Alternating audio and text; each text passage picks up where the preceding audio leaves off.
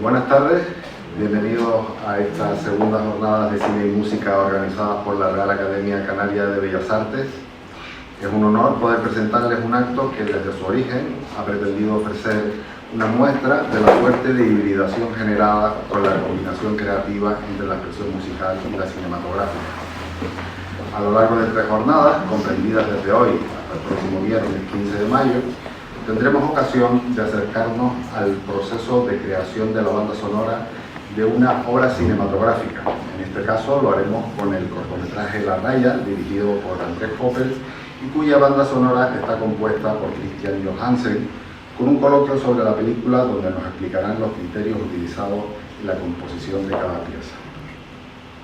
En principio teníamos previsto proyectar la película después de hacer el coloquio, pero después de hablarlo con el director y el compositor, hemos decidido que es mejor hacerlo al revés para que ustedes también puedan entender exactamente de qué hablan en cada momento, si no tienen inconveniente. El tiempo de duración va a ser el mismo en cualquier caso, simplemente invertimos el orden. Mañana jueves, a esta misma hora, seguiremos con la disertación Cantando Historias, la magia del cine musical, que nos trae el historiador musical Conrado Salabarder, en la que hablará del modo en el que el cine musical utiliza las canciones no solo como acompañamiento o entretenimiento, sino como una forma esencial de narrar. La música, el canto y la danza se unen para expresar emociones, conflictos y deseos, transformando la pantalla en un espacio donde la realidad y la fantasía se entrelazan e implican directamente al espectador.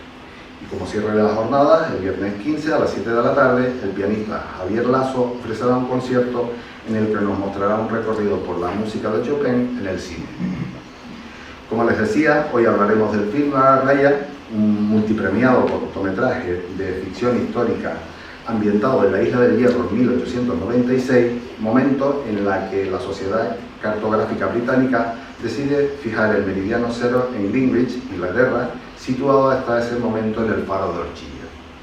Para hablar de esta película y de su banda sonora nos acompañarán Andrés Koppel, guionista y director formado en la Universidad de California, que inicia su carrera como guionista escribiendo con Juan Carlos Frenadillo el film Impacto en 2001, película que ha competido en festivales tan prestigiosos como Cannes, Sundance o Edimburgo, además de ganar 2 premios Goya. Ha sido jefe de desarrollo de SOGES Cine, donde ha colaborado en películas como La Caja 507, Guerreros o Besos para Todos.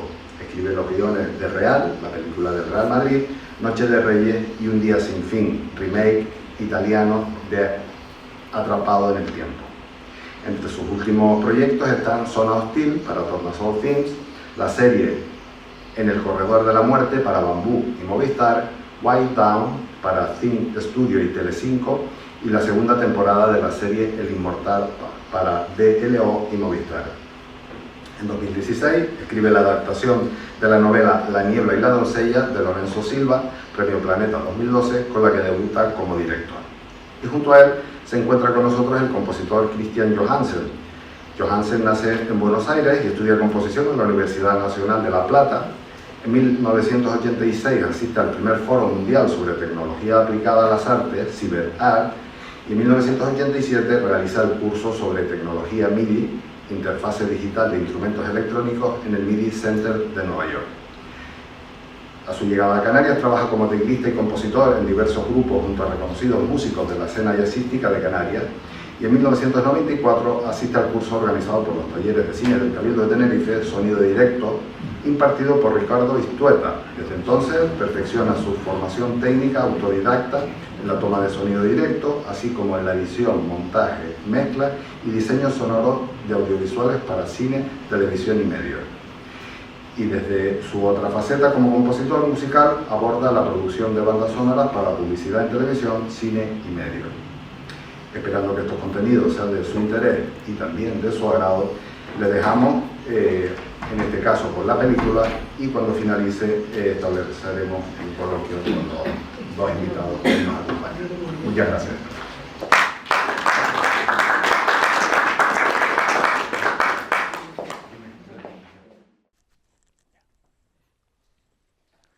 Pues hasta aquí.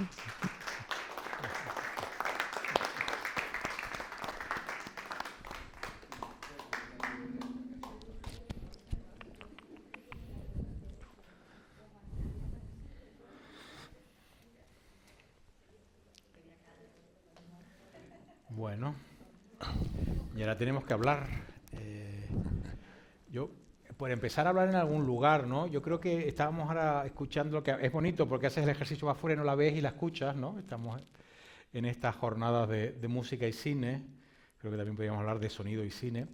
Y le estaba diciendo que qué bonito es que Cristian, entre las muchas cosas que hizo, fue una construcción musical casi por naciones, ¿no? Y que en un momento dado parece que en este lugar, en medio de la nada, van confluyendo músicas de distintos lugares, ¿no? Es muy claro cuando hay la gaita, llega el chico con la gaita, tocando la gaita mal, por supuesto, con los bailarines, los danzarines que bajan del hierro, y entonces es la música del hierro y van todos aquí para homenajear a este personaje, que en este caso es vasco, que también tiene su propia música vasca, ¿no? Que como la música intentamos, no sé integrar lo que buscamos, las culturas de los personajes. De los personajes, ¿no? Para intentar contar esto, ¿no? De que al final estamos todos perdidos en esta pequeña isla, ¿no? Sí. Necesito la ayuda con el... Sí, porque él es muy... Él va a dar ejemplos de cosas y todo. Nada, los fragmentitos... Bueno, como vieron el cortometraje, tiene poquitos momentos de música, no es una música que esté demasiado tiempo... Entonces me permití traer los fragmentitos de imagen y comentar esos momentos de música que son... exactamente, ¿están viendo esto? Pues si ¿no? quieres... Sí. Bueno, y sobre todo es gracioso porque el concepto, yo tengo una relación, y podemos decir para un poco hacer una pequeña introducción, yo tengo una relación bastante de cautela con los músicos. En las películas que me ha tocado escribir, yo he hecho 2 o 3 cortometrajes y un largometraje, siempre al final mi relación con el músico es complicada. Y es complicada porque habláis un idioma maravilloso, el idioma de la música, que es el idioma de las emociones, que es un idioma que yo no hablo, pero que afecta profundamente a la película que yo he hecho. O sea, me pasa y entonces me peleo muchísimo y no quiero esto y... Luego, claro, la música en la mayoría de los casos se construye a posteriori del trabajo del director, del primer montaje, ¿no? Pero aún así, lo gracioso es cuando tú vas y en un momento dado, cuando te llegan las primeras pruebas de muchas músicas, no sé si fue en tu caso, yo creo que no, pero, por ejemplo, en la última película, en La Niña de la doncella, ese año pasado, empieza a llegarme música, y no es para nada lo que estoy buscando. Y en esa relación, y claro, haces una cosa que es como muy fea, y es decirle al músico, si mira, no, es como la película esta, pero un poquito más así, porque no hablas de música, porque dirías, mira, lo que quiero es esto en sol mayor, con acordes de cuarta, estoy inventándome No, todo. al final el diálogo o el vocabulario es más en términos de ejemplos. sí, sí. Pero tiene que te gusta, como punto de partida, siempre. Después ya entrados ya más en tema y en materia, se discuten momentos en que comience y acabe, más allá del tipo de música, sino decir, bueno, hasta dónde, no necesito más que esto. Y en este sentido, la película solamente, yo tengo aquí 5 fragmentos. El primero es la primera escena que el farero coge el burro y sale disparado a la iglesia donde está el alcalde pintando a decirle la noticia que le llegó. Ese fragmentito y el tema se llama Burrico, por ponerle un nombre. Y es la primera vez que suena la música en el corto y dije, bueno, tiene que ser... Yo interpreté que el personaje central era el farero, ni el alcalde, ni el faro, ni nada, sino que era la persona del farero. Entonces, el farero no es del hierro, no habla reño, no sabemos, en ningún momento se dice de dónde viene, pero el dato para que yo construyera era que era vasco, un farero vasco, destinado ahí al hierro en esa época. Entonces, pues, la inspiración de buscar un tema para el farero me llevó a escuchar música vasca, folclórica, popular, y Andrés me inundó de CDs de música, me proveyó de música vasca, pues me decía, bueno, algo de aquí te va a valer. Y entonces tengo aquí acompañando las portadas de los discos, porque también fue como información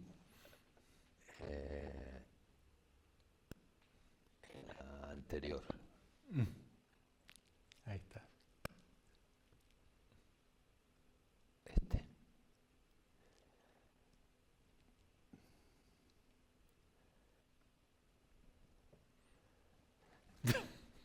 Estos son variados ejemplos de música escocesa que también Andrés me consiguió. Yo no los recibía, los escuchaba y digo, bueno, pues esto sí, esto no. Y, en una época que no existía Amazon, además. claro, y luego nos fuimos hasta la cornamusa y el cabret, que es como un instrumento también francés, así con sonido tal. Pero bueno, básicamente me sirvieron de referencia sonora, no temática ni musical, porque ahora les contaré cómo se construyó.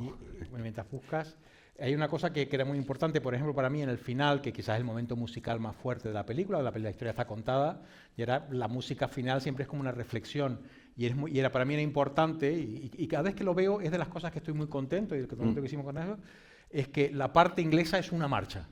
Y es una marcha divertida, fuerte, emocionante. Venga, vámonos a conquistar el mundo, que es lo que hacían los ingleses en aquella época. Mientras que la parte canaria es súper contenida, nostálgica, pequeña.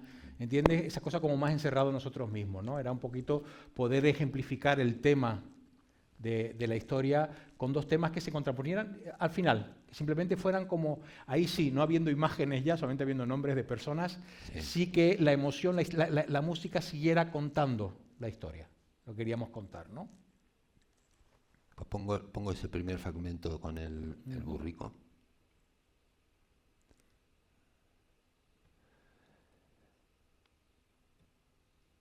Doble a doble. La música, perdón, sola.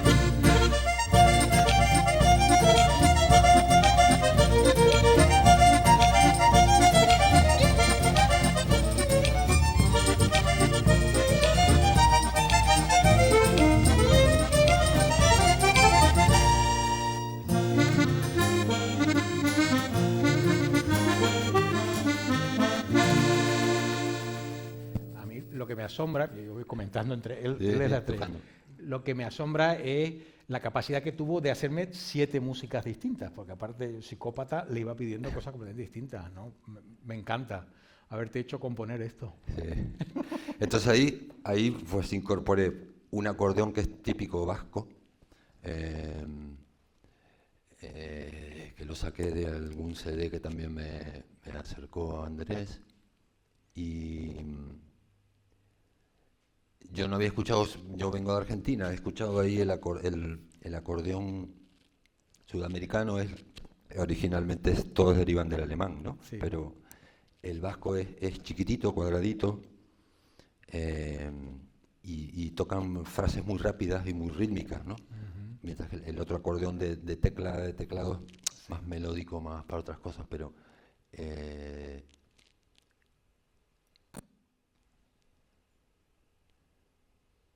esto es del CD, perdón. ¿Y entonces? Aquí. Este es el acordeón vasco que yo escuché y que dije. Un festivo, se acompaña con poca percusión, que suelen ser las cucharas, las dobles cucharas. Pues ese sonido lo recreé electrónicamente, porque no conseguía ningún acordeonista vasco. La gaita sí tenemos que decir, y tuvimos la suerte de la productora contactó con un gaitero gallego que vivía en Tenerife y nos facilitó la gaita para poder grabarla. Y la gaita tiene solo 2 momentitos cuando viene el inglés ese en el bote y al final. Una pregunta, una pregunta que te gustaría hacer. Te dimos, porque no me acuerdo, hace casi 30 años de esto, claro. Y sin el casi. ¿Te dimos la película montada y te pedimos la música luego? ¿Te la pedí luego así? Sí. ¿No te pedí música antes de montar la película? No me diste secuencias previas. Vale. Sí. No, que eso habla de mi desconfianza, creo yo. Pero son 2 mecánicas. Porque hay mucha gente que monta ya con la música. Ah, vale. Sí, que se espera al compositor. Se espera tener al compositor y van haciendo previo y la música. Sí. Yo tengo que decir que en La Niebla, la última película, la música llegó tan tarde que estaba haciendo esto que hicimos, la mezcla final, estábamos haciendo toda la composición final y me estaban llegando los trozos de música que oía por primera vez. O sea, había escuchado en teléfono diciendo pum, aquí trabajamos. Aquí trabajamos con tiempo. Con tiempo. Y con mucho cariño. Y las cosas las meditábamos, ¿no? Sí. no nos corrían prisa Pero ya en veo mi plazos maldad de que entrega no te y- di, efectivamente, que no te daba Claro. ni tiempo ni nada. Se montaba y después... Éramos de una escuela, que es una escuela antigua, que montas las películas mudas. Y después le vas Claro. incorporando el sonido, le vas incorporando los aderesos, pero el primer montaje lo haces mudo. Para que ya la película de una forma muda se pueda entender lo que está pasando. Sí, eso da unos, es cierto, da unos tiempos Da unos tiempos más lentos, que los porque tienes que ver la cuestión. nos referimos a ellos como tiempos de cine Sí. y no de televisión o de que van con otros lenguajes como más sofisticados o más complicados, Sí. ¿no? Yo no diría más sofisticado, yo creo que hay más sofisticación en construir primero la imagen, después meterle la voz, después meterle el sonido e intentar que en un momento, y aparte resistirte a la tentación de, como has visto muchas veces y entiendes perfectamente lo que está pasando, de empezar a cortar, dejar que las cosas reposen y todo demás. Y creo que con la raya lo hicimos así y se nota y me sigue gustando ese tempo que tiene, a pesar de que pasan un montón de cosas y es como yo escribo, me encanta que pasen 1.000.000 de cosas. Yo me aburro rápidamente, soy nervioso y pasa, ahora ya me aburro. Pero aún así, la película, y ahí tengo que agradecerle a Mengue, que es el director de fotografía que está aquí, qué planos, por favor, gracias Mengue, qué maravilla. Pero dejar que las cosas tengan su tiempo, ¿no? O sea, que de repente que todo el equipo, tú incluido, me contuviera y que dejarais que las cosas tuvieran su tiempo. Siguiente. Otro trocito, vamos. Siguiente trozo. Este es cuando es un toque de cuerda, es un laúd el que está grabado, pero también podría haber sido las bandurrias y los instrumentos de cuerda folclóricos de las islas, ¿no? Podría haber sido una bandurria. Este es el que yo escuché original y me dije, bueno...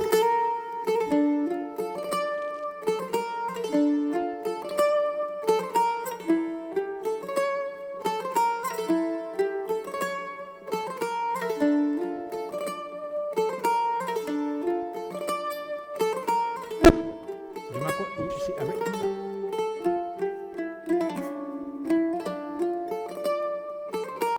Bueno, Yo creo que esto me lo aquí está. trajiste, a ver, si la historia no es verdadera me la voy a inventar. Yo creo que esto viene de mi envidia maravillosa, creo que me lo trajiste tú, me encantó que me lo trajeras, y viene de la envidia de la música de Sin Perdón. Claro. No sé si os acordáis que es una guitarra, Sí. el tema es una guitarra nada más, Sí. y esa cosa de la soledad de la cuerda y de la cosa nostálgica que tiene. Y creo que tú me dijiste, no sé, me lo dijiste tú, porque es un fado, Es un fado. y es un fado. Es De un repente fado, sí, hay un señor. fado. ¿Por qué hay un fado en Canarias? Es una introducción Porque suena bien. a un fado. Y porque me gusta, porque así. Porque claro, todas las lógicas que hay, uno le va buscando lógica a las películas, después la destruye una por el placer de poner las cosas que le gustan, ¿no? También. Y en este caso, pues un fado que gracias por haberlo compuesto. Pero creo que viene de eso, de Sin Perdón, de que si tenéis la oportunidad de volver a ver la gran película de Clint Maravilloso. Eastwood, además la banda sonora, esa composición creo que es de él propia Es de Clint. sí. y es él con una guitarra. Es un solo instrumento. Que hay algo maravilloso en bandas sonoras de un solo instrumento, ¿no? Me acuerdo también La Firma, la de Claro. que es un solo piano y todas las cosas que tienen como una cosa, como una Sí. gravitas distinta. Mucha verdad. A lo mejor las bandas sonoras pomposas o sinfónicas se pierden, ¿no? Esa Sí, ahora autenticidad. hay una especie como de obligación de que como me he gastado en una película una cantidad ingente de dinero, me tengo que gastar en la música otra cantidad En ingente de contratar dinero. orquestas, sí. Se ve estas bandas sonoras que son brutales, grandísimas. Yo me acuerdo, no hace mucho, en el primer Film Chuté, vino el compositor de Matrix. Y claro, lo estuvimos viendo y tocó una partitura de Matrix con la película. Y claro, es que eran los cambios, por eso hablaba si te había dado la película, eran los cambios de plano, estaban en la música, el tipo cambiaba el plano y cambiaba la música, era una cosa, era el subrayado más caro de la historia. Y todo un poco para elevar la grandiosidad que tienen, no para nada, una gran banda sonora, ¿no? Otro estilo de banda sonora, ¿no? Sí, obviamente. El cine da para todo. Este es otro La música fragmentito. para todo. Yo me acuerdo. Que es la melodía de ese fado llevada al violín.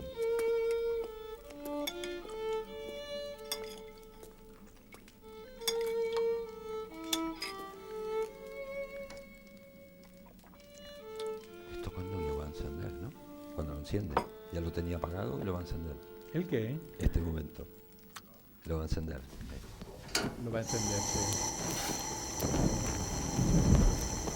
Que lo enciende en el puerto de Santa Cruz. La Este faro estación que del vemos puerto. aquí. ¿Todavía está o no? No es el de Orchilla. La farola está allí todavía, ¿no? Cristales auténticos tiene. Los cristales, las lentes Fresnel. Sí, señor. Las lentes Fresnel, ¿no?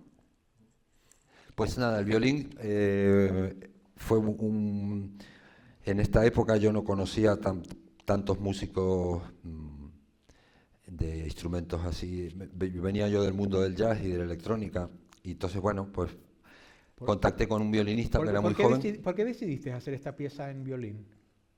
¿Te acuerdas? O si tuvieras que adivinarlo 30 años más tarde. No, porque quería violín, sí, sí. ¿Querías el violín? Sí, sí, sí. Vale. El violín iba muy bien con el resumen final de todas las músicas. Tenía que haber un violín. Vale. Y la melodía del estefado pues está llevada. Entonces al músico yo le pedí variaciones, porque eso también me gusta, que cuando grabo los intérpretes no lean a pie de lo que yo he escrito, sino que aporten algo que puede surgir, ¿no? Variaciones sobre esa melodía sugerida, y el violinista me hizo pues otras dos con otros finales, y escogimos una octava abajo.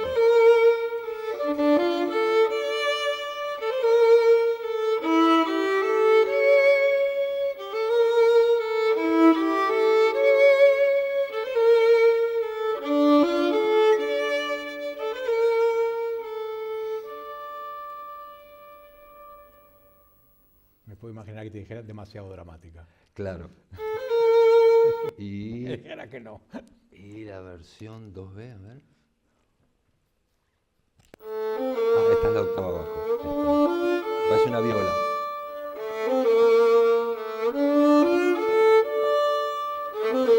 Un poco ya fuera del registro del violín.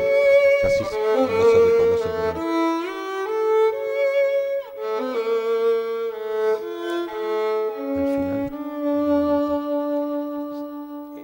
Ahora viendo la película es interesante porque aparte de que tú los recrearas con sintetizadores y todo demás, la voluntad era que fuera todo acústico. Sí, sí, sí. Vale. Qué interesante, porque en la siguiente película no dejé que hubiera un solo instrumento acústico. Te fuiste Me fui completamente al otro lado. Claro. Pero qué interesante, ¿no? Y aparte, efectivamente, no tenía ningún sentido meter electrónica aquí, ¿no? No. No, es interesante. La ambientación no era propia. Lo cual lo hace también, el tener todo acústico lo hace ciertamente más complejo. Hay que tener músicos, ¿no? Sí. No es esta cosa también que se estila ahora tanto de una sola persona, se lo monta todo, ¿no? Sí. Tengo que decir que el acordeón que me inspiró es ese vasco, que no tiene teclas de piano, sino botones. Pero el que yo grabé lo hice en el teclado. Entonces... nunca toqué acordeón, pero supongo que si me pongo se me daría. Toco teclado. No, yo imagino entonces, que la diferencia, el botones, aparte, no, el bandoneón tampoco. que aparte del sonido, que imagino que lo imita muy bien, debe ser en la forma que lo tocas las teclas, exacto, ¿no? Exacto, la forma más saltarina, ¿no? El estacato. El gaitero, ¿esto qué momento es? Esto sí que fue terrorífico. Don Agustín, han venido los ingleses. vale. Baje usted. Han venido a buscar la raya. Es oficial. Háblele usted, mister. Dígaselo usted. I've been told he has a gun. Are you sure this is safe?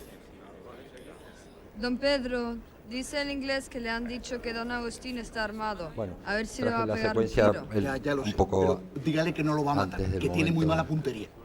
It's safe.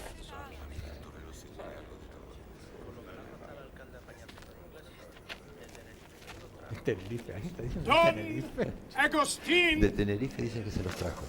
Le dicen. Le escribimos todo también, le escribimos los Lo diálogos. escribimos. Lecumberry! My name is Mr. Henry Torthville.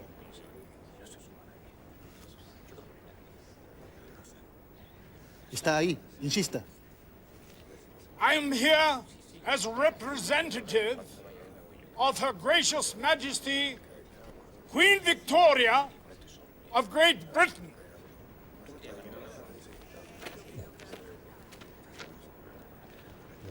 Don Agustín, somos representantes de la reina de Inglaterra. Por favor, baje usted a recibirnos.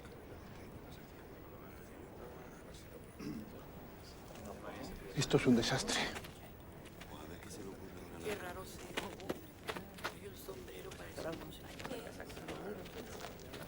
¡Hasta han traído un músico! Toque usted algo, a ver si se convence ese hombre.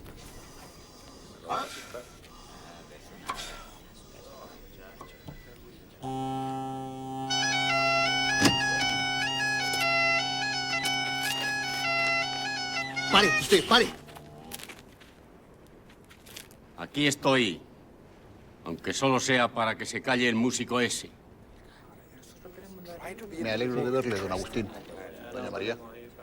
Hay que decir que en este caso la música se la come lo que se han dado cuenta de que es lo que llaman un running joke, un chiste que va todo el tiempo, que cada vez que él intenta tocar, alguien lo para.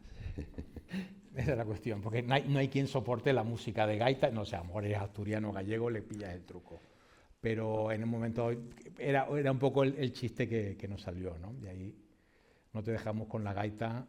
Por supuesto, el actor, la primera vez que se ponía debajo del brazo aquello y... Porque se la coloca fatal la gaita, básicamente. Sí. No había pero está dicho la realidad de que la gaita primero se infla y no suena hasta después de 5 segundos, cuando el aire lo empuja del saco, ¿no? Vale, y el último fragmentito... es el tema final, ¿no? En el orden cronológico, sí, yo le llamé discurso del alcalde. Sí. Lo ponemos y después ponemos la musiquita sola. Ah, esta es la musiquita sola. Bueno, es lo mismo.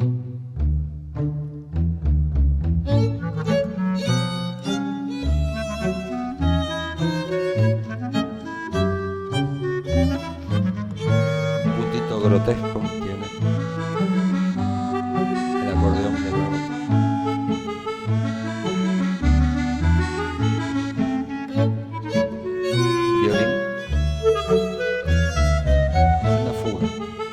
Formato es fuga. Bueno, añadiendo los instrumentos.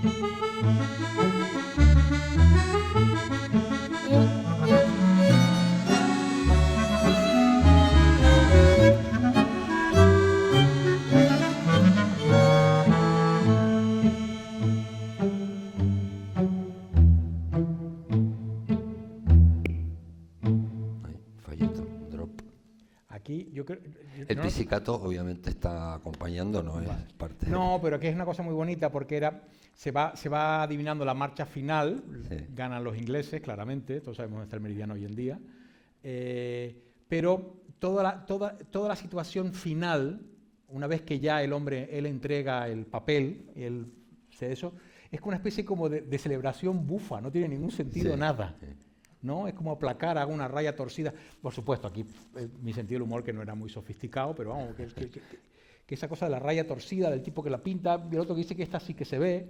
O sea, es una especie como de contemplación bufa de un momento en un lugar absolutamente maravilloso. Aparte, haciendo un atentado total, básicamente le pintamos una raya blanca en medio del lagial. No nos dejarían hacerlo ahora. Pero lo que quiero decir que me gusta mucho en esta música, y de repente creo que de todas las composiciones es de las más que me gusta, porque tiene esa mezcla de lo que es la raya, realmente el caos, la gente, ya en un ritmo mucho más bajo, no es un ritmo de cosa, y la marcha que se va viniendo.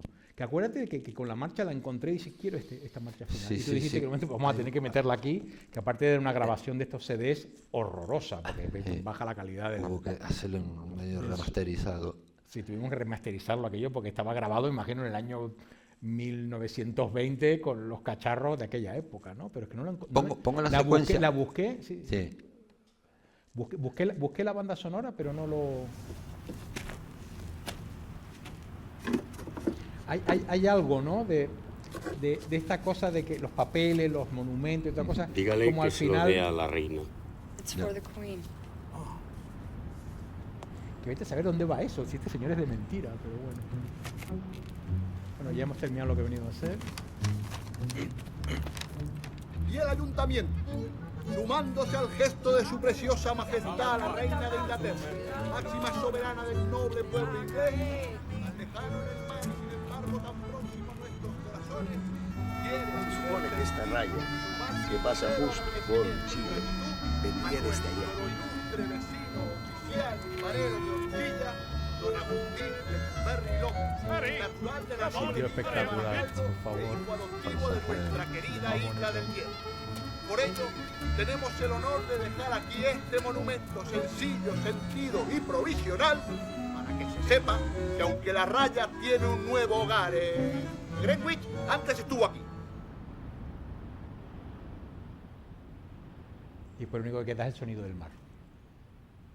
Esta sí que se ve. Lo único que queda es el sonido del mar. En este caso porque no había viento. Ya dijo que no le va a No prender, nos no me lo cogió viento pidas más. nunca, es maravilloso. Pues vamos a borrar la raya. Pues vamos.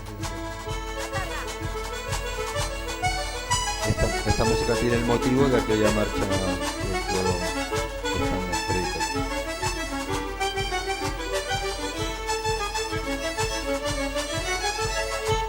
Y por supuesto la bandera inglesa.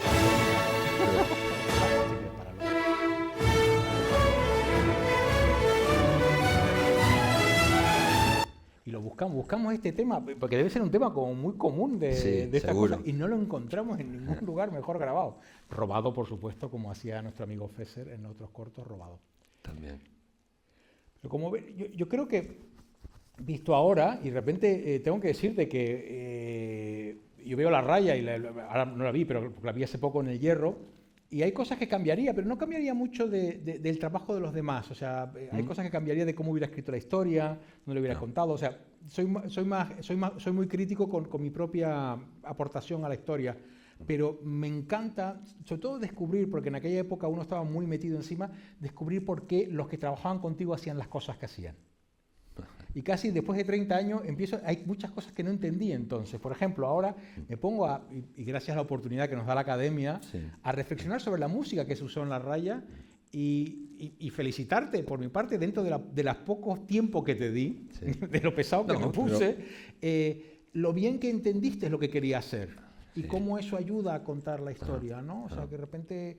Y es una banda sonora, tengo que decir, y aparte aquí yo tengo que agradecerle a Cristian, porque Cristian hizo todo el montaje sonoro de la historia, que es una cosa que si una vez tienen la oportunidad, esperemos poderla poner alguna vez en cine y volver a invitarla, y os invito a que vayan a verla, sobre todo para poder ver cómo concibió la fotografía Menge, los planos, cómo consiste todo el sonido, en grande, donde todos los sonidos eran importantes. Es un trabajo de muchísimas horas. Los y sonidos de los silencios.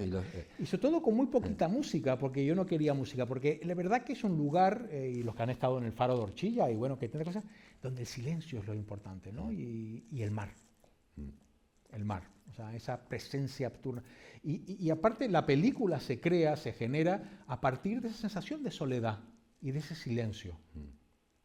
Después llega la historia, ¿no? De repente me acuerdo que Nicolás me dice, ¿tú sabes que el Meridiano Celo pasó por allí? Y me vino la idea inmediatamente, y dice, vamos a contar el día que vienen los ingleses a llevárselo. Dice, ¿cómo te llevas un Meridiano? Dice, ya veremos cómo llevamos un Meridiano, pero queremos llevarnos un Meridiano.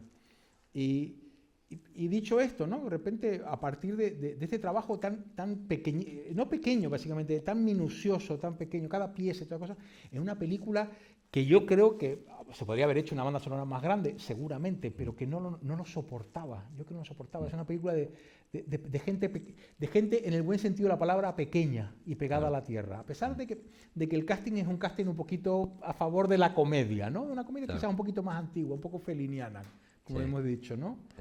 Gran admiración por el señor también. ¿Cómo no?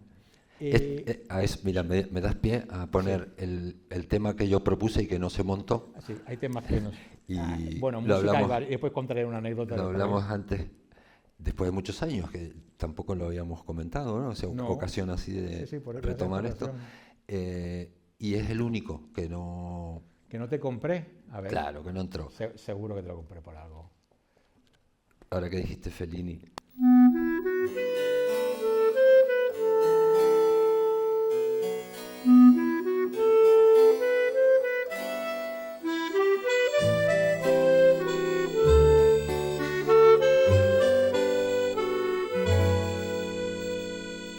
Todos son muy cortitos, porque es un cortometraje. No, antes lo comentamos, el formato el formato es el que es, o sea, las músicas tienen que tener carácter sintético también. La historia se cuenta en el menor tiempo posible. ¿Por qué creen que no cogí esta música? Así ya que estamos, que hablen ustedes también un poquito. ¿Vale? Es abiertamente emocional. Sí. Es una película que la emoción la sientes y ya estoy triste. Y es bonita, es melancólica, muy lo que hace Fellini. Sí. O sea, que lo hace maravillosamente bien. Demasiado. Y sobre todo... No sé dónde es el señor Fellini, no es Italia. Y el fado sí que tiene esa cosa, y uno dice, pero has usado un fado, que es la música triste por excelencia, Claro. pero es una música muy poco barroca. Sí. Es muy sencilla, ¿no? Es llevado a lo Sí, mínimo. al lenguaje folclórico. Y aquí esta cosa un poco italiana es más... Sí. Y creo que ahora, y esto se me acaba de ocurrir, no estuvo pensado hace 30 años, el fado es atlántico, nosotros somos atlánticos, y la otra música es mediterránea. La música, uno se pone a pensar en las músicas de Cinema Paradiso, Cartero y Pablo Neruda, el propio Nino Rota, Morricone, son muy mediterráneas y maravillosamente mediterráneas, y es un mar más pequeño. El océano es más, el Atlántico es más fuerte, es más seco y es más duro. No se puede, tampoco te puedes relajar mucho en el Mediterráneo, pero en el Atlántico no te puedes relajar demasiado. No perder Se te el lleva. tino. Sí, Bueno, yo creo que es eso. Si tuviera que explicar algo, Claro. le dije que no, porque me parece demasiado emocional. Nada, pongo ahí el cartelito de los créditos Venga, que me de tocó toda a la mí. gente que trabajó. Sí, los músicos eran... La guitarra la tocó Luis López, que es muchacho del Sausal, violín, lo conocí entonces y coincidimos con Ricardo, que lo volvió a ver después de muchos años, y el gaitero era un gallego que lo vi nunca más. Bandín García. Yo me acuerdo, aparte lo de la historia de esta música, por supuesto yo que soy la persona más infiel del mundo, le pedí música a todo el mundo. Entonces, por ejemplo, hay a una de las personas que se lo pedí, y no sé si se lo pedí o me lo ofreció él, es Benito Cabrera. Aquí el Colorado, efectivamente cogí al del otro lado. Y entonces le pedí un tema para el final de la historia. No le pedí la música, le vine a quiero cerrar la historia, quiero cerrar algo con timple, quiero volver al timple. Y él me compuso un tema que se llama Meridiano Cero, que es uno de sus grandes temas. Y le dije, sí, me encanta el tema, pero no es para mi película. Y le dije que no. Y aparte es muy gracioso porque después en todos sus conciertos lo toca y eran los temas que más éxito le ha reportado, diciendo siempre, este tema lo hice para Andrés Cope, para La Raya, y me dijo que no. Y todo el mundo dice, ¿pero por qué que no? Dice, seguramente tienes que volver a ver la Raya. Es demasiado. Esto es un arrorró tocado. Lo intentamos con el arrorró. Yo pensaba que lo habíamos usado, pero no. Claro. Con el arrorró que canta Valentina de Sabinosa. Sí. Y era muy Desgarradores, sí. Guau, era primitivo. La voz. Sobre todo era una cosa, en esta búsqueda de sonidos, encontramos varias grabaciones de música de los años 20, 30 o 40, sería, Sí. de sonido herreño, o sea, de folclore herreño, y es de las cosas más maravillosamente primitivas y rústicas. De repente, en un momento dice, no sé si estoy escuchando a gente del hierro o estoy viendo a los indios americanos cantar. De repente, de lo sencillo de la voz, de los ritmos, unos ritmos... Ahí está Valentina. Sí, Valentina. Y este fue... Y era una cosa, ella cantando con el tambor, Sí, sin más. nada más. El timple ya era como de lujo. Una cosa de cosa. De repente, eso que hablo del hierro. Y cuenta también lo de los danzarines, que es maravilloso. Sí, que el sonido que se oye en la secuencia de la bajada de la Virgen, lo grabé, yo hice el sonido de la película durante el rodaje, y había que grabar, pues para esa escena, ese toque de la bajada, pues lo grabamos aparte, sin la cámara, ellos quietos, con varios micrófonos para que sonara bien los tambores, porque está descompensado los pitos con los tambores, bueno, los pusimos más de una forma, y lo tocaron, creo que hicieron dos, no había tiempo de hacer más, dos tomas. Luego, cuando llega el montaje del sonido y llega la imagen rodada de estos señores metiéndose entre la cámara con el burro y el director diciéndole, vete para acá, cuidado, no te cruces el foco, no sé qué. Todo eso no se oye. Esta gente tocó exactamente el mismo ritmo y tempo. O sea, no tuve que corregir nada de lo que había grabado otro día, en otro momento. Entonces, eso habla de cómo le llevan la música ya en la sangre lo tienen...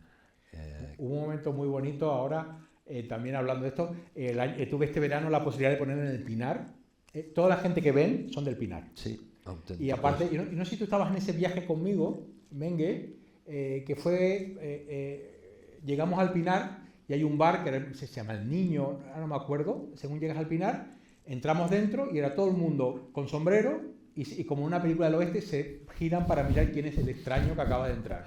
Las miradas convergen. Toda la mirada, quién es este señor extraño que va a pedir el vaso de leche y se va a liar a tiros con nosotros, pero vamos, como en las películas del western. Y me acuerdo de salir y digo, la gente que quiero para la película está toda ahí dentro. Y no, claro, uno piensa, me van a echar del pueblo a pedradas, todo lo contrario, lo entregaron todo. Y lo bonito fue que cuando pasamos la película en el Pinar, y para mí era muy emocionante, había gente que había estado en la raya.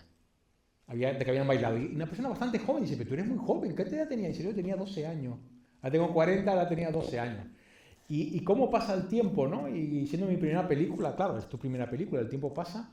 Hubo otra anécdota que me encanta contar, es que de repente aparece una chica de unos 40 años, 30 y pico años, en un pase que hacemos en Valverde, y me dice, ay, tenía muchísimas ganas de ver esta película, mi marido me lo ha dicho siempre que tengo que ver La Raya. Y sí, qué bien que hayas venido. Y dice, es que mi marido es uno de los 2 niños que corre al principio, que se ha quedado en casa con nuestro hijo cuidándolo. Entonces te das cuenta, claro, también te das cuenta de que mucha gente llora porque hay mucha gente que se ha muerto, ¿no?, en esta película, ¿no? Entre ellos el hermano del Pollito de la Frontera, uno de los forzudos. Fotos de rodaje, Sí, las pocas que tengo. Y yo con mi solfobia, vestido como si fuera a hacer skate en los años 90. Iba cubierto todo el tiempo. Todo el mundo con pantalón corto, pero muy bien, qué bonito. Sí. Casi nos echan del Hierro ese día, ¿te acuerdas, Arpengue? Porque ensuciamos pedimos permiso, y claro, llegamos allí y aquello era blanco, el blanco nuclear. Y entonces, no, esto no podemos hacerlo aquí, hay que ensuciarla. Y claro, se pidió permiso, y aparte se pintó al día siguiente. Aún así, ensuciamos, no querían echarnos de... Rodar en el mal país, Sí, ¿te qué acuerdas? bueno. Los tobillos por la noche, después pisar ahí 10 horas. Y todo con pantalones cortos para que la lava os corte a todos. No, yo Y tenía hay menos uno pantalón que largo. el vestido cubierto de arriba abajo, como Lawrence de Arabia. Venga. Yo voy a decir, por ejemplo, que para mí fue una experiencia muy buena vivir en el Faro. Sí. Ustedes se iban a la frontera. Yo también me quedaba en el Faro, sí. Porque yo lo que quería estar concentrado. Sí. Tenía muchos problemas de cómo hacer ciertas secuencias, ciertas cosas. Y yo me quedo aquí por las noches. Maravilloso. Sí, se descansaba. Sí. Era un goteo. Al final nos dejaste a los de dirección solo, los 3 de dirección, a Luis Roca, a Elisa y a mí, que nos vimos todos los días. Y solamente me quedé una noche, que fue una noche que teníamos que rodar de noche. Que era el día de eso. Dormían allí. Se estaba muy bien, pero dormían con ratas y todas las cosas. ¿No? El sitio era muy duro. Un poco. Catres. Sí. Yo me acuerdo que vino un chico de la Universidad de Navarra, venía del Meritorio, ¿te acuerdas? Que lo contaba, es un productor ahora muy importante, por cierto. ¿El Meritorio? Sí, el Meritorio es un productor muy importante. Y de repente le decimos, no, cógete una guagua, vete para allá, para el Faro, ya llegarás. Llegó el Hierro, no lo viniste a buscar, se fue para allá. Y de repente cuando llego yo, una semana después, se habrá muerto por allí, estaba en pantalones cortos con el peor insolación. O sea, ¿te acuerdas cuando tenía era una cosa y se va a morir de este hombre? Se lo pasó bomba el tipo. Humberto. Bueno, yo quería no dejar de mencionar que el paso de la película por Alcalá de Henares arrasamos ese año. Sí, yo me lo pasé muy mal. Y fue la entrega del premio a la mejor banda sonora, que es el único que tuve. Y el recuerdo es tal que guardé, me acuerdo, la entrada del teatro y el programa. 97, noviembre del 97. Que fue muy bonito porque realmente me acuerdo que fuimos para allá, la pasamos. Me volví otra vez, estaba trabajando en la Filmoteca en aquella época y me llamaron el miércoles y hemos dado el premio. Y bueno, me acuerdo de los gritos que di en la Filmoteca y me acostumbraron muy mal porque a partir de ese momento no dormía cada vez que iba a un festival. Y cuando no me daban un premio en un festival no entendía por qué no me premiaban. Claro. Bueno, pero saco una anécdota que puedo contar, que al final es más importante, que el día que no nos nominan me toca hacer un programa con Berlanga, con el maravilloso Berlanga no estábamos en el mismo sitio, pero él estaba también por ahí, estaba en el mismo programa, y él estaba en Madrid, yo estaba en Tenerife, y dice, no, pero nos nomina el Goya, y el presidente de la academia dice, eso quiere decir tu película es buena, porque todo lo que se nomina allí es una mierda. ¿Te acuerdas? Dicho por el señor Berlanga. Ese año estaba este hombre, yo lo conocí. Sí, hombre, joder, Juan Diego Dando. Persona. Sí, estaba yo básicamente. Nos llovía, hacía un frío, Juan Diego después borracho como una cuba, me acuerdo. Sí. En los años 90, los cines canarios, por desgracia, pasaban. O sea, la gente ya llegaba a los festivales que están ahí los canarios otra vez. Empezó a visitarla, y después, y aparte yo creo que el año siguiente de Canario ganó Mateo. O sea, que no venía del mismo lado, también es canario. Yo creo que tiene mucho que ver con vosotros, Mengue, con lo que montasteis, con la mirada, y tiene mucho que ver con esa lejanía y decir, bueno, pues si no podemos hacer buenas películas largas porque no tenemos los medios ni tenemos la forma de hacerlo, o sea, porque me estaba diciendo que me dijiste que tu papá había dicho porque no hizo un largo con esto, porque es un largo de 200 millones de pesetas. O sea, es un corto caro, es un largo carísimo, básicamente. Imposible. Sí. Mira, yo creo que esta es la quinta vez que yo voy a hacer película. Sí.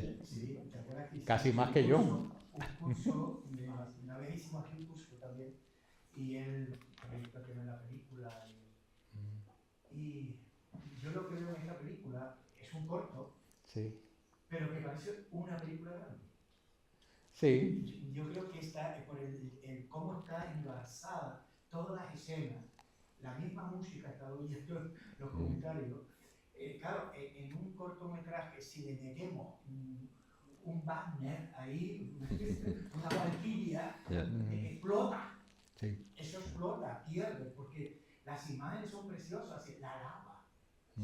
Porque la lava es algo que es agresiva, pero a la vez es plácida.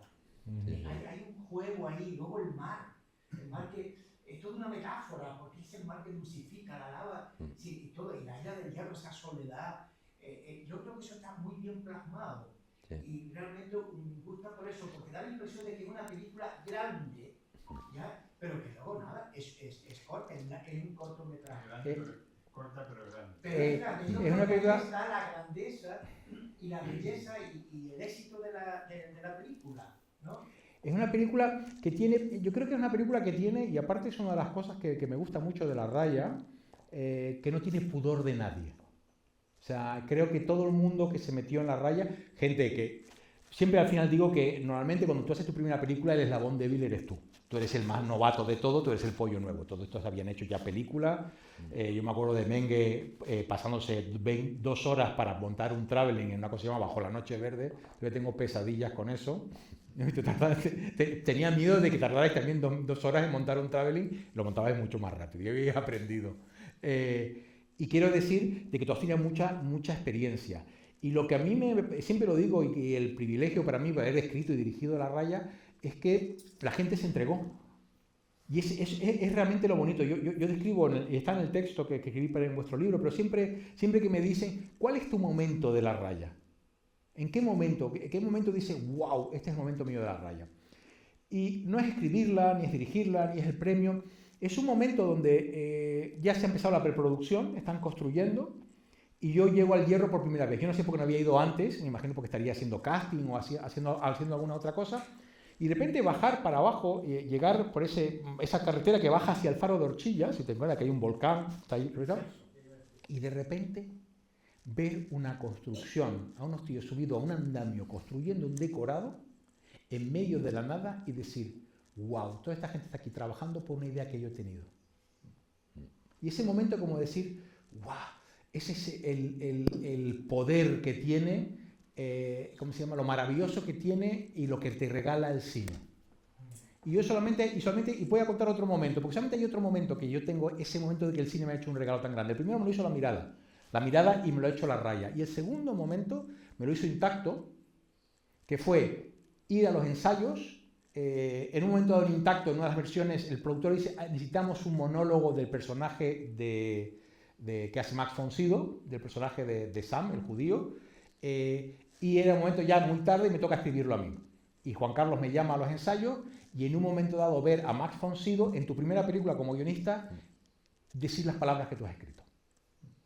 Y entonces de repente, y todavía tengo pelo, los dos momentos me ponen el pelo de gallina, me erizan el vello. Porque dices, wow, y esos son los regalos que te hace el cine. Porque el tipo, de repente, todo lo que tú has creado, todo lo que tú has imaginado, y hay una cosa que nos pasa a los que nos dedicamos sobre todo al guión. El otro día, me acuerdo, estoy escribiendo una película para México, muy enloquecida, en los tiempos muy, muy locos, y de repente me ve mi mujer, Natalia, que también estuvo aquí y también participó, me ve con cara de perdido, de loco por la casa. Dice, ¿pero qué te pasa, Andrés? Ya has entregado, párate. Y dice, Natalia, llevo viviendo un mes viendo la misma película una y otra y otra y otra y otra vez, porque esa es la obsesión. O sea, cuando tú escribes, yo no me pongo a escribir y escribo como se escribe el trailer, yo visualizo la película y vuelvo a visualizarla, y si hago un cambio tengo que volver a mirarla. Entonces, en ese trabajo que es tan duro y tan cerrado, hay un momento dado donde el cine te da regalos. Y para mí esos son dos de los grandes regalos.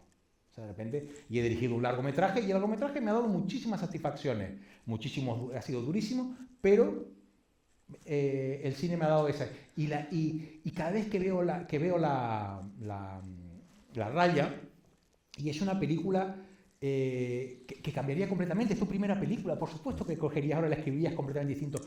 Hubiera empezado con ellos dos, son dos amigos que se pelean por eso, los hubiera hecho amigos. No, pero la película está. La película está. Es como si dijéramos ahora, ¿verdad? Que tú corregirías algo de las meninas. Seguro.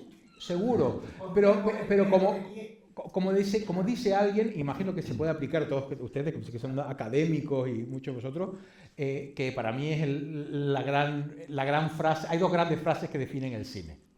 La primera, las películas no se terminan, se abandonan.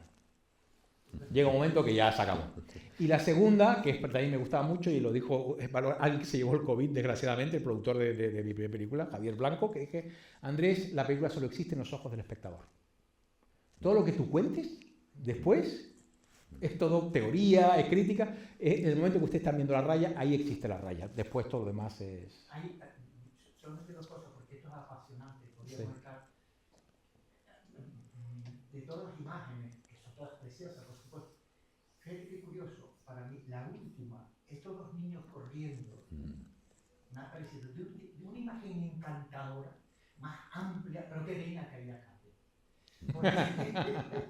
Porque luego eso sigue en la mente del espectador. Claro. Pero es preciosa. Pero es tan bonito eso de los niños, porque la nada toda quieta. Y eso de los niños correteando, ¿ya? A mí me parece que es de una poesía tan grande. Y hay una cosa ya, termino. La escena que está rodada en la ermita de los Reyes. Sí, la de por fuera está rodada en la ermita. Exactamente, la ermita de los Reyes. Ustedes quisieron representar ahí una escena urbana. Sí, un pueblo. Claro, porque yo me di cuenta que el lateral, sí, es donde los peregrinos se quedan todos por ahí, una zona que yo conozco, digo, ahí hay algo raro. Cuando bajan los forzudos. Claro, sí. Hay algo raro. Claro. No, hicimos que como si fueran casas las que están al lado, sí, claro. Ya se va, digo, anda, si esa es la ermita de los Reyes. Claro, porque son dos momentos distintos que estamos en la ermita. Cuando llega él, que es casi un plano contra plano, y la segunda que... A mí me gusta, después hay cosas que le tengo mucho cariño, me encanta la secuencia de la calabaza. Sí. La secuencia de la calabaza, porque es la secuencia donde vamos a explicar de qué va esto, y son las secuencias de la calabaza, ¿no?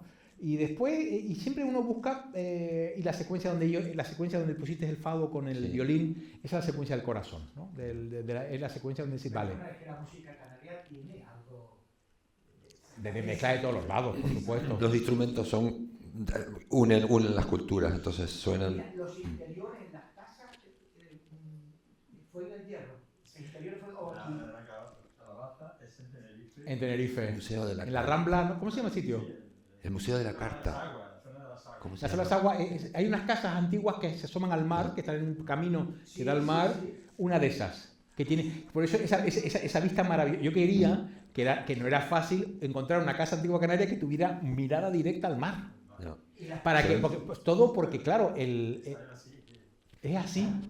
Sí, claro, porque para que él mirara y dice, pero eso está ahí fuera, y tú pudieras mirar afuera. Y esa secuencia se rodó sin luz artificial, todo luz natural. ¿Esto era lo que había allí? Sí, porque como miraba al norte, el sol no entraba nunca, lo rodamos en un día, esa secuencia. Sí, fue nada. Con 3 calabazas que teníamos. No podíamos repetir. Se nos había acabado el dinero y teníamos para comprar muy poco. Una calabaza grande es cara. Hay más cosas que se joden. Es que el cine, claro, el espacio del cine, por ejemplo, el faro, el interior del faro, de horchilla, es de cemento, no tiene gracia. Entonces la subida y bajada de él con el farolillo están hechas en Teno. En el faro de Teno. Las escaleras. Luego, bueno, ya... Que te fuiste, y aparte yo creo que ese día no estuve. ¿Te fuiste tú solo a rodar? Yo creo que no estuve yo en Teno haciendo subidas y bajadas. O sí, o no lo sé. Sí, yo me acuerdo ya. 17 días grabando. Yo me acuerdo 17 días, una locura. Sí. La raya de cal, sí. No, la raya de cal se quitó enseguida. No, eso está claro. No, la pintamos allí y después se borró enseguida. No dejamos casi rastro. No, el único rastro que dejamos fue que cuando llegamos, aparte la compulsión, llegamos y de repente cuando llegamos hicimos primero a unos viajes para ver los lugares, nos encantaron todos y llegamos y de repente nos damos cuenta de que habían puesto encima del faro una especie como de antena y radares. Y no estamos en la época ahora que lo borrarías con postproducción y tardaría 0, ¿qué es esto? No sé qué, no sé cuánto, porque estaban preparando, ¿se acuerdan cuando querían hacer una lanzadera de cohetes en el Hierro? Estaban en esa movida. Y de repente nos pusimos a buscar hasta que encontramos al ingeniero, que cuando le explicamos cuál era nuestro problema, maravillosamente lo quitó todo. Y no solo eso, sino que teníamos un problema porque era de cemento la parte de abajo del de eso, y dice, es que esto parece cemento, es horroroso. Imagínate el nivel de obsesión, y el señor nos lo pintó todo de marrón. Se descolgó, porque él se descolgaba, y se colgó y lo pintó todo. Hay alguna foto del señor allí, y nos encontramos mucho más tarde, diciendo de que bueno, esa es una historia para otro momento, la historia de los cohetes en el Hierro. No, pero tiene mucho que ver con la raya, porque me acuerdo que me lo encontré después, muchos años después, y de repente dice, no, el tipo se enamoró del Hierro y vive allí, o tiene ahí una casa, y él dice, yo entiendo de que no quisieran poner ese Hierro, creo que se equivocaron, creo que hubiera sido una cosa maravillosa para el Hierro, yo quería ponerlo subterráneo, que no se viera nunca, pero él, y es verdad, y habla mucho de también lo que habla la raya, respeto de que esta gente quiera vivir como ellos quieren vivir. Y ellos no quieren tener unos cohetes allí, no tienen cohetes. Se acabó. Y los herreños decidieron y fue que no. Eso es lo maravilloso de los pequeños territorios. Aparte, el Hierro es muy particular. Sí. Yo recuerdo algunas partes de paisaje. ¿En qué meses estuvimos? Bueno. Julio. Era verano. Una zona días largos. Verde que se metía una neblina que parecía Escocia, una no, yo me acuerdo que hicimos, me acuerdo perfectamente, de repente digo, guau, esto va a ser una película verde, lujuriosa, porque había llovido muchísimo, cogieron 3 días de calor y cuando llegaron era todo un desierto. Maravilloso, por otro lado. Y después qué bonito también, y ahí tengo que hablar de Mengue, que fuiste tú el que diste la ESO, de hacerlo con el 300, creo que hicimos toda la parte de la Sabinosa, que no íbamos mal de tiempo, y es un plano contra plano. Sí. Y Tomisito. El foco. El foquista. Abierto a tope, porque no había mucha luz. Poniendo piedras, ¿te acuerdas? Sí, ponía piedras para saber dónde hacía el foco. Entonces, una persona que... Y si está foco, y si no está foco, al momento de no pasa nada. Es maravilloso, ¿eh? Es una cosa, hay planos muy, muy bonitos. Realmente, y lo dicho, ¿no? Efectivamente, cuando te das cuenta de que todo el equipo y todo el trabajo del equipo, y empiezas a apreciarlo, después de todo este tiempo, uno va aprendiendo, ¿no? Aprende a valorar los buenos directores, los buenos músicos y todas las cosas, y me di cuenta de que el regalo es que a mí ya en mi primera película ya estaban todos allí. Después se va a la península y después no te lo pasas igual de bien. 30 años. Mira, los fareros sabían ser siempre de fuera. Sí. Y aparte tengo que decir que en un momento dado... A dónde eran locales, pero yo los que conocí eran... No eran locales, sí, nunca eran... Que aparte desaparece el puesto de farero, desaparece creo que en los años 80, en un momento dado era uno de los gobiernos del PSOE de Felipe González y dijeron, bueno, lo vamos a automatizar. Ya lo que hay es técnicos que van de un faro a otro, pero ya el farero como tal no existe. Y después me acuerdo también, otra anécdota es hablándolo con Blanca, con la que hace de mujer del farero, y dice, pero que eres muy joven. Y entonces me dice, Andrés, en aquella época los hombres mayores se casaban con mujeres jóvenes. No sé si era verdad, pero me lo contó y yo digo, pues venga, para adelante. O sea, que en un momento todavía hizo por quedarse. Y bueno, y todos los niños estaban allí, la verdad que buscamos por todos los lados, ¿no? Y ahí con Concheta, que hizo muy buen, y Ana, que hicieron muy buen trabajo. O sea, tiene una película que está todo muy trabajado, o sea, no hay nada fuera. Estuvimos haciendo localizaciones y pruebas de cámara con mucha antelación.